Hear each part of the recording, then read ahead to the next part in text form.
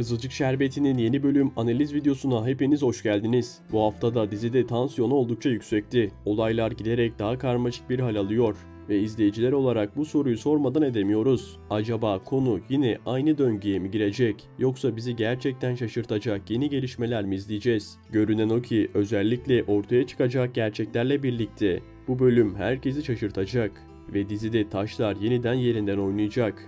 Sezon sonuna doğru yaklaşırken Kızılcık Şerbeti resmen bir hesaplaşma dönemine giriyor. Ahlaki sınırların zorlandığı, yüzleşmelerin ve sürprizlerin peş peşe yaşandığı bu bölümler adeta bir intikam sezonu havasında ilerliyor.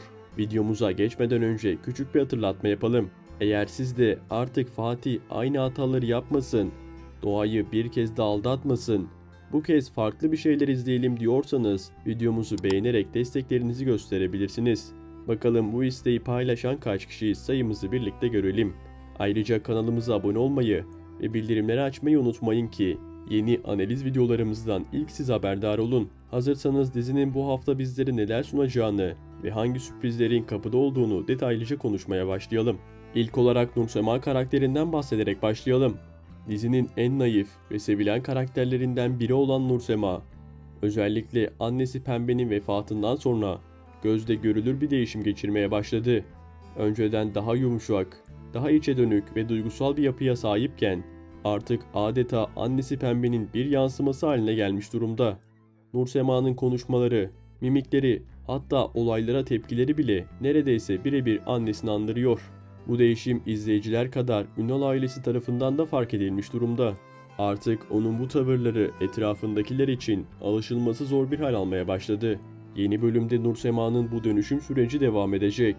Ancak bu durum sadece çevresindekileri değil, Nursema'yı da zamanla yormaya başlayacak.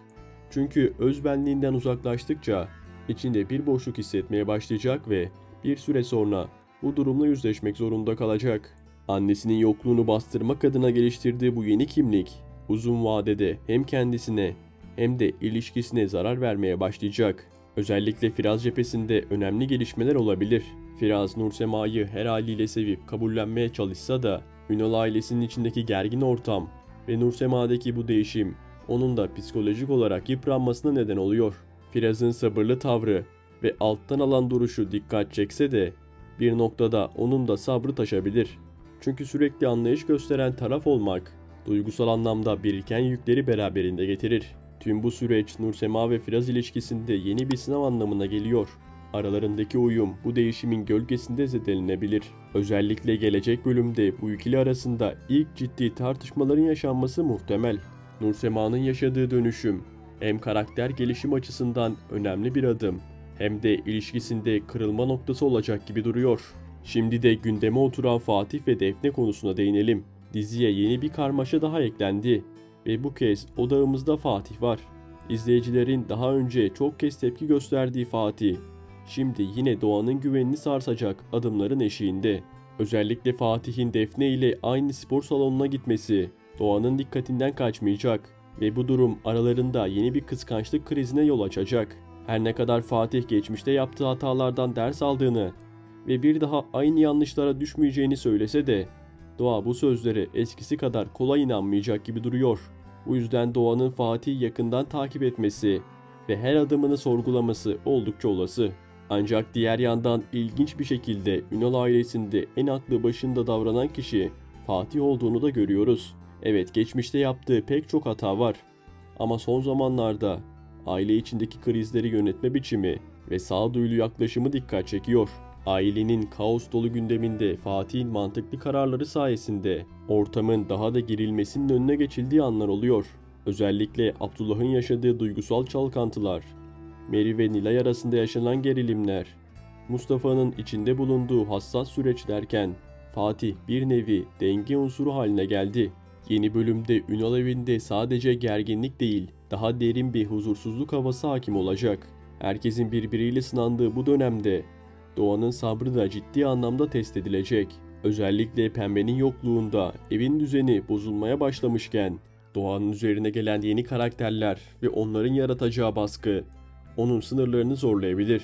Bu süreçte Doğan'ın güçlü duruşu bir kez daha ön plana çıkacak ve karakterin gelişimi açısından da yeni bir evreye geçilmiş olacak. Fatih ve Defne konusuysa izleyici açısından kırmızı çizgiye dönüşmüş durumda. Senaryonun bu yöne kayması, inandırıcılığı ve Doğa ve Fatih ilişkisinin izleyici gözünde değerini kaybettirebilir. Bu nedenle senaristlerin bu ikili üzerinden ilerleyen gerginliği dikkatli yönetmeleri gerekiyor. Aksi halde Doğa karakterine yapılan bu tekrarlar hem karakterlerin gelişimini hem de seyircinin ilgisini olumsuz etkileyebilir. Işıl cephesinde işler gittikçe daha da karmaşık bir hal almaya başladı. Özellikle son bölümde verdiği mesajlar ve yaptığı hamlelerle Işıl'ın bu ilişkiye duygusal değil, tamamen planlı bir şekilde yaklaştığı çok net belli oluyor. Abdullah'ın mal varlığına göz dikmiş gibi görünen Işıl, evlilik sürecini hızlandırmak için elinden geleni yapıyor. Onun bu ısrarcı ve kontrollü tavırları izleyiciye bu ilişkide bir çıkar var izlenimini veriyor. En çok tartışılan konulardan biri ise Pembe'nin vefatı. İzleyici hala bu olayın detaylarının neden açıklanmadığını sorguluyor. Pembe'nin bu kadar ani bir şekilde hayatını kaybetmesi ve otopsi raporunda hiçbir şeyin ortaya çıkmaması gerçekten büyük bir soru işareti yaratıyor. Tüm bu yaşananlara rağmen Abdullah'ın hala Işıl'la evlenmeye kararlı olması da şaşkınlık verici. Büyük bir aşk veya duygusal bağlılık yerine daha çok yalnızlıktan kaçış gibi duran bu karar, ileride Abdullah için pişmanlığa dönüşebilir. Büyük ihtimalle evlilik sonrası Işıl'ın gerçek yüzüyle karşılaştığında Abdullah yaptığı seçimin hayatındaki en büyük yanlış olduğunu fark edecek. Ancak o zamana kadar olanlar sadece kendisini değil, tüm ailesini de etkileyecek gibi duruyor. Mustafa'ya gelirsek, son bölümde sergilediği performans gerçekten izleyenlerin çok hoşuna gitti. İçinde bulunduğu psikolojik çöküş, sonunda bir tedavi sürecinin başlamasını sağladı. Bu süreç belki zaman alacak ama Mustafa'nın toparlanma ihtimali oldukça yüksek. Ancak döndüğünde karşımızda artık aynı Mustafa'yı göremeyeceğiz. Bu dönem onun için ciddi bir içsel dönüşüm anlamına geliyor. Bu değişimin ardından Mustafa'nın Nilay'la yollarını ayırma kararı alması da sürpriz olmayacaktır. Hatta bastırılmış duygular ve yaşadığı acılar nedeniyle babasına karşı da sert bir duruş sergileyebilir. Yeni bölümlerde Mustafa'nın dönüşümü dizinin gidişatını da büyük ölçüde etkileyecek. Hem psikolojik olarak güçlenen bir karakter izleyeceğiz, hem de geçmişte sustuğu her şeye karşı daha net bir tavır alan bir Mustafa karşımıza çıkacak.